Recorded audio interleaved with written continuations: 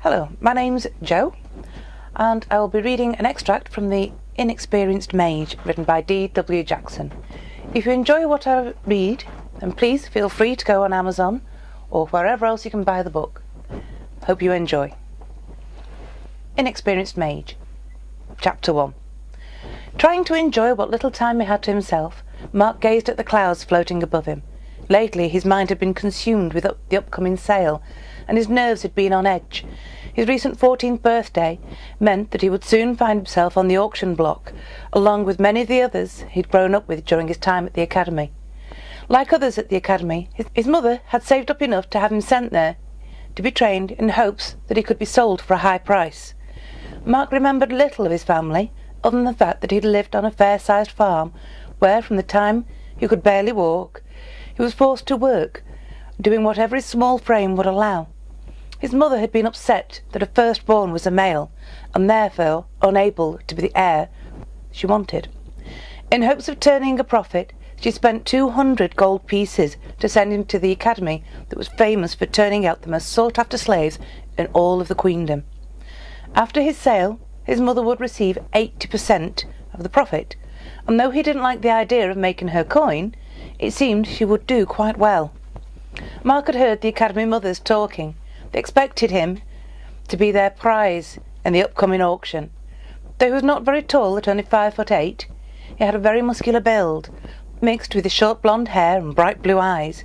He was a handsome and somewhat imposing figure for someone of his age. He had done exceptionally well in all facets of his training.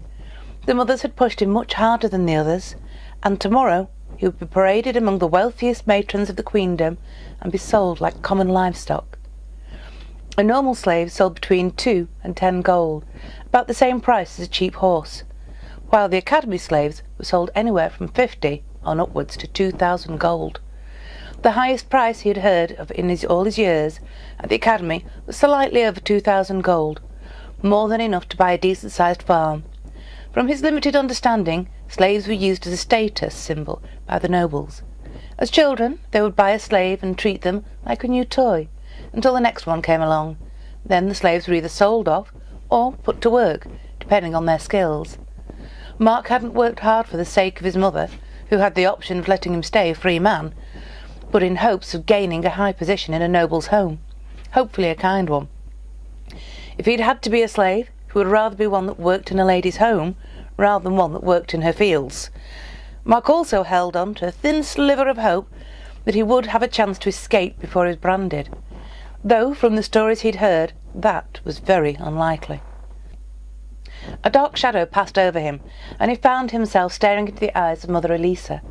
She was a beautiful woman with a slender body and narrow cobalt blue eyes and dark brown hair.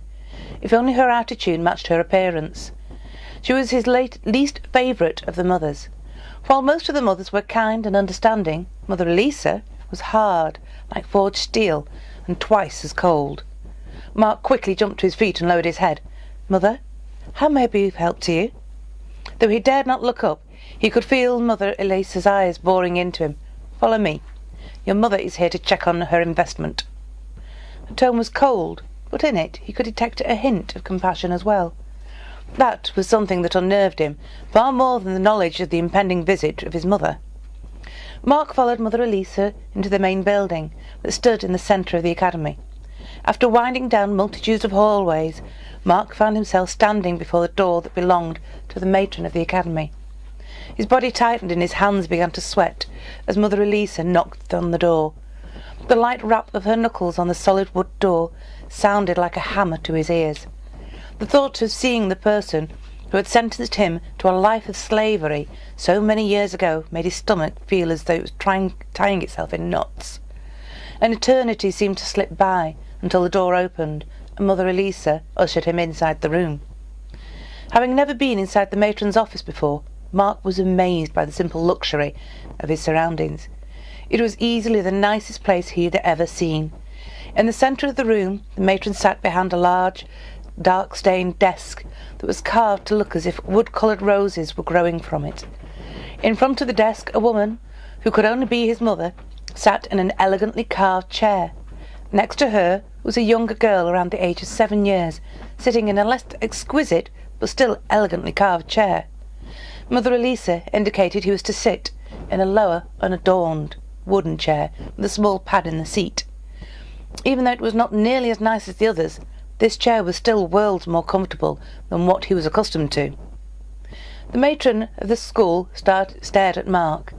She was an elderly lady, slightly on the plump side, with salt and pepper hair. Her eyes seemed to bore into Mark's soul. They seemed to hold more secrets unknown to anyone else. The matron visited with the academy students often, and had always been nice.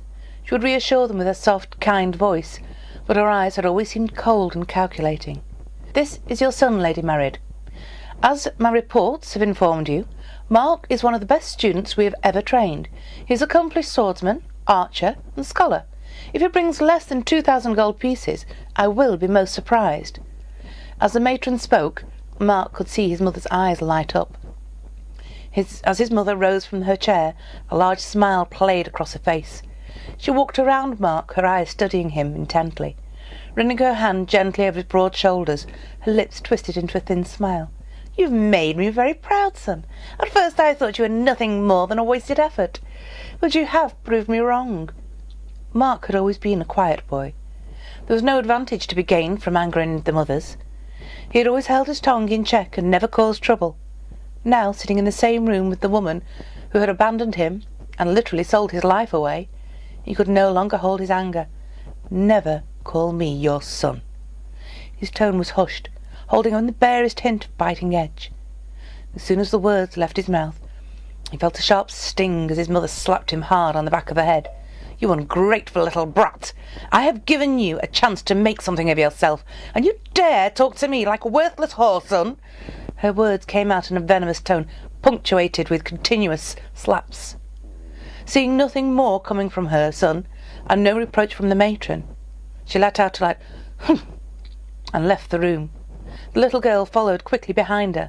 As soon as the two were well gone, the matron politely dismissed Mother Elisa, asking her to attend to her other duties.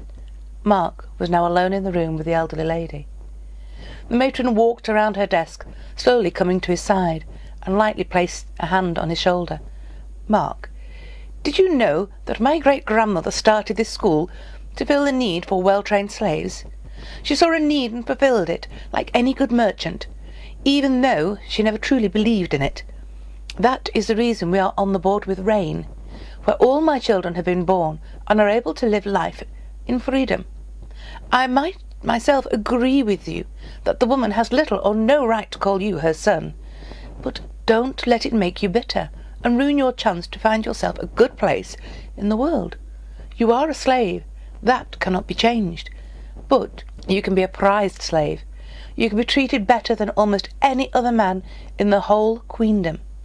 It is not the best solution, true, but it is the best that I can offer you." Looking up, Mark noticed the matron's eyes no longer seemed cold, but instead they radiated something akin to sympathy. Mark let out a heavy sigh as the truth of her words hit him fully.